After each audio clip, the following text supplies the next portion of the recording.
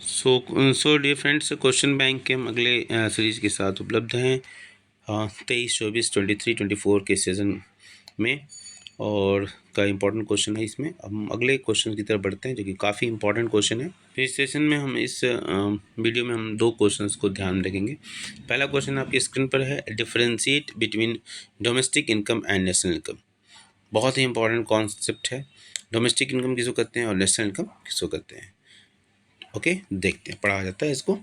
सो domestic income पहले लेते हैं। It is the sum total of factor incomes. हमेशा जब भी हम इनकम की बात करेंगे, चाहे डोमेस्टिक हो चाहे वो नेशनल हो, हम फैक्टर इनकम की ही बात करेंगे। फैक्टर इनकम हम बोले तो क्या होता है? Factors of production, land, labour, capital, entrepreneurs. तो ये चार फैक्टर्स ऑफ प्रोडक्शन है, तो उनको जो इनकम मिलती है वही हमारी वही हमारी फैक्टर इनकम कही जाती है। तो डोमेस्टिक इनकम पहले ले रहे हैं हम। It is the sum total of factor incomes generated within the domestic territory. Within the domestic territory, अगर हमारे पास पेन होता तो मैं पेन में अंडरलाइन करता। क्या पॉइंट क्या है? Factor income. पहला पॉइंट क्या है? Factor income. It is the sum total of factor income. Okay, factor income को अंडरलाइन कर लेते हैं। Generated within the domestic territory, within the domestic territory को अंडरलाइन कर लेते हैं। Of a country bye residents and non resident, दोनों को अंडरलाइन कर लेते हैं। रेसिडेंट का मतलब जो हमारे सिटीजन्स हैं, नॉन रेसिडेंट का मतलब जो फॉरेनर्स हैं। फॉरेनर्स भी इस देश में काम करते हैं और साथ ही साथ जो इस देश के लोग हैं वो भी आउटपुट में अपना योगदान देते हैं, तो दोनों को हम जोड़ देते हैं। तो इट इज़, एक बार फिर डेफिनेशन को हम रीड आउट करते हैं। It is the sum total of factor incomes generated within the domestic territory of a country by residents and non-resident foreigners both. National income में हम किस बात को शामिल करते हैं? It is the sum total of factor incomes generated by residents of a country within the domestic territory and rest of the world. ध्यान देने वाली बात है, यहाँ अंडरलाइन करने वाला पॉइंट क्या है? It is the sum total of factor income. Factor incomes as usual, जैसा कि हमने डोमेस्टिक इनकम में अंडरलाइन करवाया, यहाँ भी अंडरलाइन करेंगे फैक्टर इनकम को। Generated by residents of a country, residents के द्वारा। वहाँ हमने क्या देखा था? डोमेस्टिक इनकम में रेजिडेंट एंड नॉन रेजिडेंट दोनों के द्वारा।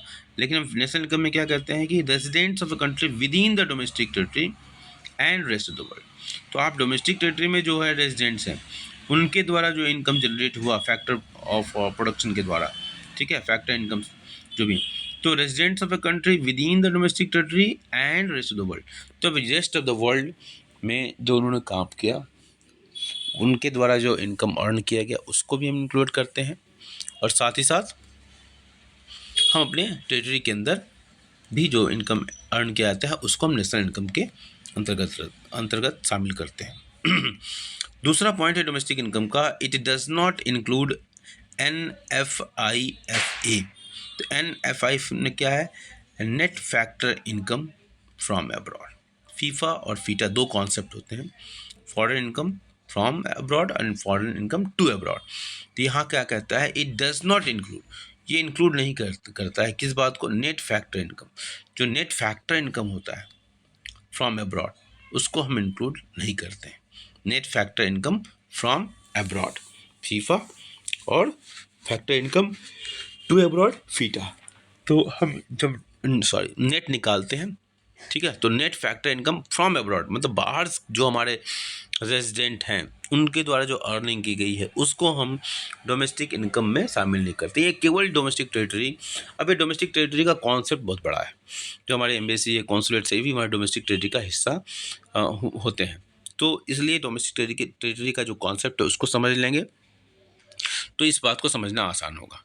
जिस तरह हमारे जो एम्बेसीज हैं वो दूसरे देश में, उसी तरह दूसरे देश की एम्बेसी भी हमारे यहाँ काम करती हैं।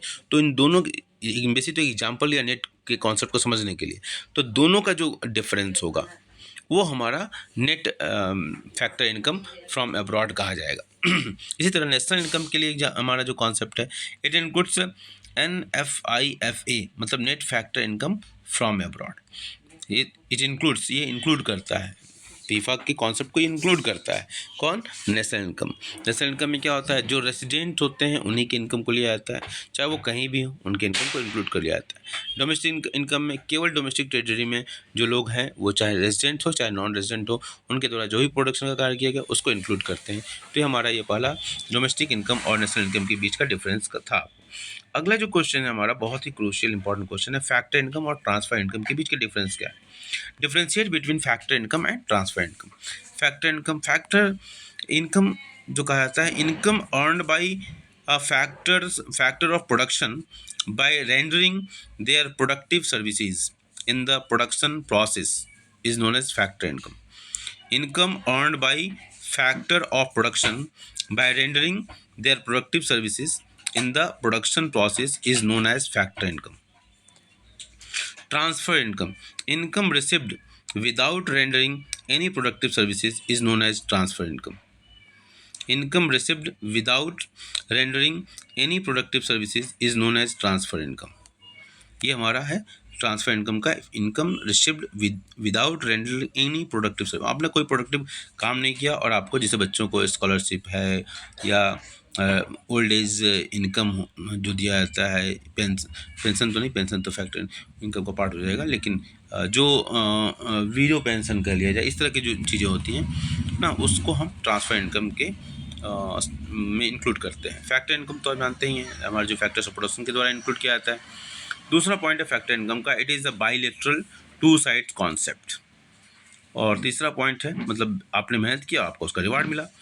तीसरा point, it is included in national income as it is contributes something in the flow of goods and services. ठीक है, जो flow of goods and services में योगदान देता है, इसलिए इसको शामिल करते हैं। और ये नेशनल इनकम का जो कॉन्सेप्ट है, उसमें तो हम फैक्टर इनकम को लेते ही हैं। तो फैक्टर इनकम के द्वारा जो काम किया जाएगा तो गुड्स और सर्विसेज का प्रोडक्शन होगा ही होगा।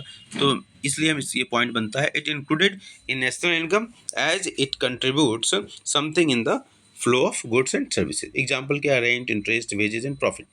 ट्रांसफर इनकम में देखते हैं, दूसरा पॉइंट हमारा था, it is a unilateral one sided concept. मतलब आपको दिया गया, उसके एवज में कुछ देने की जरूरत नहीं है। अब बच्चे को हमने पॉकेट मनी दिया तो इसमें क्या लेना, वापस क्या लेंगे। ओके, तो ट्रांसफर इनकम क्या है, income received without rendering any productive services is known as transfer income. दूसरा पॉइंट क्या है, it is a unilateral one sided concept. Third point है, it is not included in national income as it does not contribute anything in the flow of goods and services. तो आप national income accounting जब question solve करेंगे तो इस बात का ध्यान देना होगा आपको कि हम ट्रांसफर इनकम के भी कुछ इसमें ऑप्शन रहेंगे, तो आपको वैसी चीज़ों को नहीं लेना है, क्योंकि उनका प्रोडक्टिव जो एक्टिविटीज़ है, प्रोडक्शन के का जो कॉन्सेप्ट है, flow of goods and services, उसमें उनका कोई योगदान नहीं होगा। तो it is not included in national income as it does not contribute anything in the flow of goods and services। Example क्या, old age pension, scholarship, unemployment allowances etcetera. तो ये हम उम्मीद है कि ये बड़ा ही अच्छा प्यारा सा कॉन्सेप्ट था, बड़ा ही इंपॉर्टेंट कॉन्सेप्ट था, ये आपको समझने में काफ़ी हेल्प मिला होगा। Thank you.